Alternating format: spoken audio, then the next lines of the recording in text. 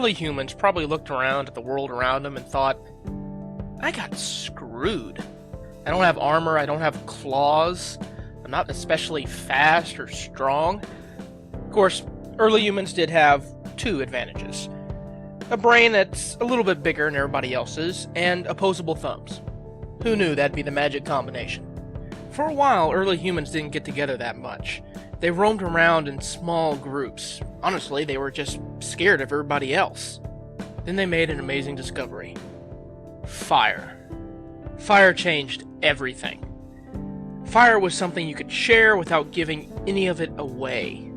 It brought humans together into larger and larger groups, simply because you were never afraid someone was going to take it from you. Fire was the first peacemaker. Once we started getting together in larger groups, we needed to be able to communicate, and thus we started to develop language.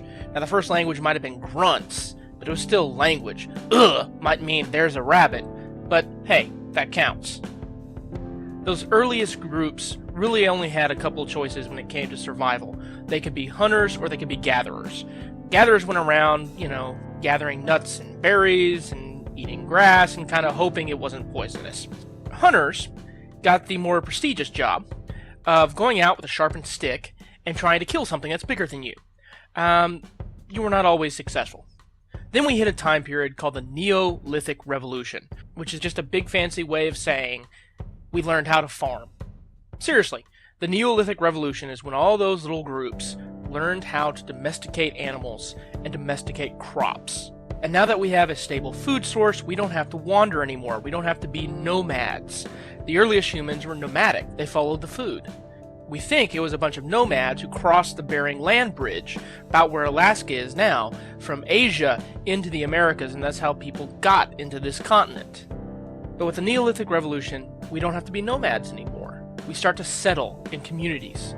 The earliest known city we found is called Çatalhöyük, and it's in modern-day Turkey. We think that the population of this city could have been around 10,000 people.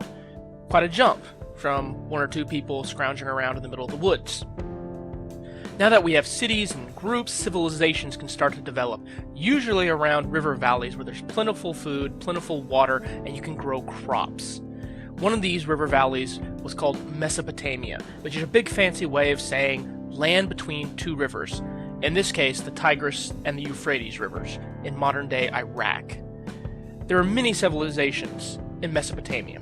One of the first were called the Sumerians. The ancient Sumerians actually were first out of the gate on a lot of things. We think they were among the first to develop the wheel. We think they were among the first to develop writing.